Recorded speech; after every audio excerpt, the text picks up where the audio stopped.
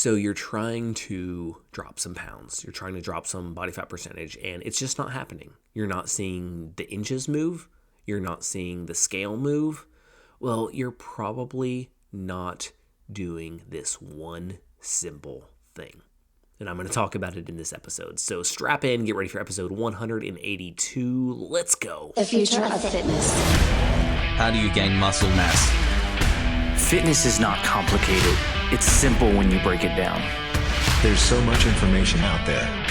No fads, no diets, just plain simple habits. You're listening to the Bones to Bulk podcast. Hey, welcome to today's episode. My name is Brian Parody, and I will be your host today. And if this is your first time tuning in, welcome to the show. So glad you are here, that you found this. And for my return listeners, thank you for coming back. It means the world to me that you choose to tune into this on a weekly basis or however often you listen.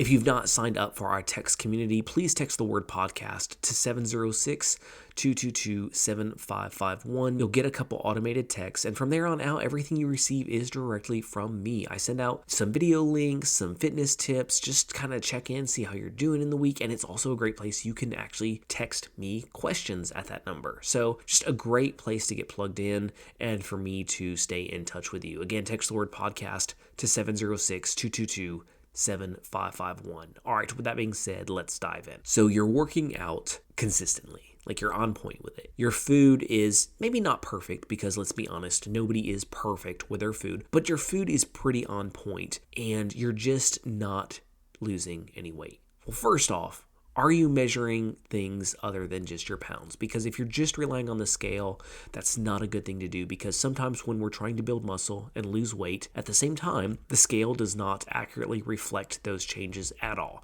You can be drastically losing inches around your waist, around your thighs, around your chest, around all these different areas, but not be losing weight because your body is transforming. Your body is building more muscle, but losing fat. And so that's not always translated properly on a scale. So the first thing I would suggest is make sure you're taking measurements on a weekly or every other week basis so you can see if you are making changes that aren't necessarily reflected on a typical scale. So that's the first thing I want to suggest you doing if you're struggling with losing, because you could be losing and you just don't think you are because the scale is kind of lying to you. Now, second thing, and this is the big one, this is the whole premise of this episode. Are you ready? Here's why you're probably not losing weight: inaccurate calorie tracking. That's right. We think that we are so good at keeping track of what we eat. We think that we're on point with it. We think that, I plugged it into my MyFitnessPal app or my Fitbit app or whatever app we're using, and so it's got to be right. Well, there's several things off with this mentality. The first one is, if you are using something like MyFitnessPal, you will notice that when you log your workout in it, it will now say that you have more calories to eat than you did before. Well, that's the first mistake. You shouldn't be listening to that advice. Whatever it tells you should be eating a day before any workouts, that's what you should be eating a day. In other words, let's say you're going to eat 1,800 calories a day to lose weight. Don't add in an extra 400 after you do 45 minutes workout and it says, hey, you've earned 400 more calories. No, you haven't. You're trying to burn here. If you were trying to do a maintenance, then that may come into play, but you're trying to lose, so don't trust that. Stick to the 1,800. Ignore what it tells you. The second thing is, do you really know if you had a quarter cup of almonds? Do you really know that you had 6 ounces of chicken? Do you really know if you had 8 ounces of milk? And what I mean by this is, are you taking advantage of one of the cheapest kitchen utensils available? Measuring spoons and measuring cups. And maybe a kitchen scale. Are you using those things? Because if you're not, I guarantee you are way off in tracking your calories. We may take a scoop full of almonds out of a container and be like, yeah, that looks like, quarter of a cup, when in reality it's a half a cup. And that's about 170 calories more than what you should be taking in. Or, yeah, that looks about like 1 tablespoon of peanut butter, when in reality it's 2, and that's 90 more calories than what you're supposed to be. And all these little things added up throughout the day, believe me, it adds up. So much so that it can affect whether you lose anything. Because if you're not measuring, you're failing. And I know it's not the most fun thing. Who wants to sit there and measure everything out and measure your ounces? And like, it's not fun necessarily, but it's like brushing your teeth. Is brushing your teeth fun? Not really, but it's so ingrained in us that we don't even think about it. We stumble in the bathroom, we're half asleep, we grab our toothbrush, we grab our toothpaste, brush our teeth, and it's over with. And it literally took zero mental thought. We just did it literally out of reflex and habit. And that's how measuring can become. So first off, if you don't have some measuring spoons and some measuring cups and something to measure weight, like a kitchen scale when I say weight, then invest in that stuff. I mean, you can pick all that up on Amazon for super cheap. I have a digital kitchen scale, I think was $10 on Amazon. You can probably pick up a cheap set of measuring spoons and cups for under $10 for both. Invest in it, okay? It's worth it. The second thing is have it easily accessible. Like whether you hang it on a hook right there in the kitchen so you see it all the time, or whether it's in a cabinet you always go in, have it where it's easy to access, or just leave it out on the counter.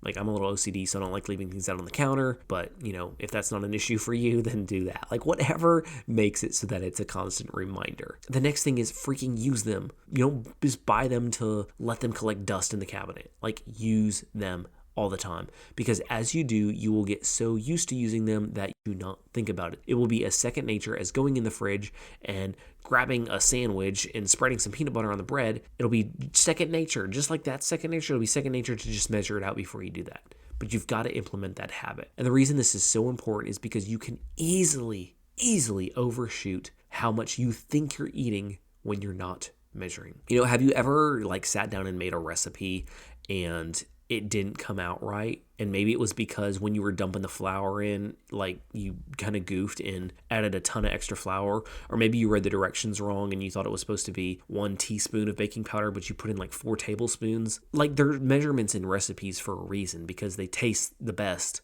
when you follow a recipe. And it's the same way when we're trying to change our body. We've got to measure and we've got to get the right amounts. And I know it may sound like I'm just hammering this point home, but I am. It's that important. We can sit there and look at our food and be like, yeah, I'm eating chicken and I'm eating some whole grain rice and I'm eating a lot of veggies, so my meals are good. And it's just an eyeball thing. But are we eating the right amount of that?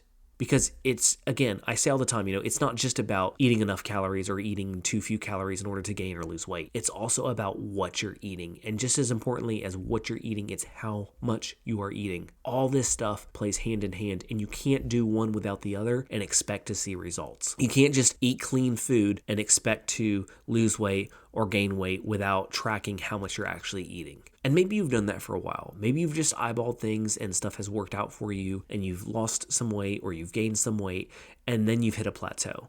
I guarantee you, start measuring things and that plateau will go away. Because if you're measuring things, you are 100% accurate. And here's the thing. No calorie tracker is 100% accurate. So another thing you achieve by measuring is, let's say you are measuring. Let's say you're on point with your measurements, you're on point with your food, you're on point with your workouts. Again, not perfect because nobody's perfect, but pretty on point with it. And you're not making forward progress with whatever your goal is.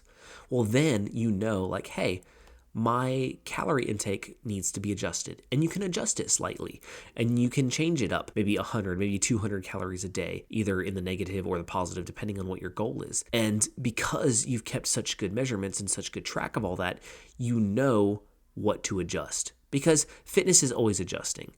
I'm pretty much in a maintenance mode now at this point in my fitness journey, but that doesn't mean I'm not constantly changing things up and trying to clean up my diet and making small changes here and there. I'm always doing that because this never ends. There's always ways we can improve. Again, nobody's perfect, so we all have room for improvement. All right, if you have not checked out our YouTube channel, I'm going to encourage you to right now, unless you're driving, type in youtube.com/bones to bulk. First thing I want you to do is subscribe to the channel. Each week, just like with the podcast, I release 2 videos on different topics. I'm usually demonstrating exercises. I'm usually talking about food, workout routines. I've got home workouts. I've got gym workouts. I've got dumbbell workouts. I have so much information on my YouTube channel. I'm about to hit 400 videos on there. So Yes, I'm going to drive it home. youtube.com/bones to bulk. Please go there. Please hit the subscribe button. It would mean the world to me. And let me know, like drop a comment on one of the videos. I do read them all, of what you would like to see future videos on. All right, with that being said, remember, if you're struggling, if you're trying to get over the hump of losing or gaining, start measuring. I'm telling you, it's going to be a game changer. And remember, above all else, you've got this.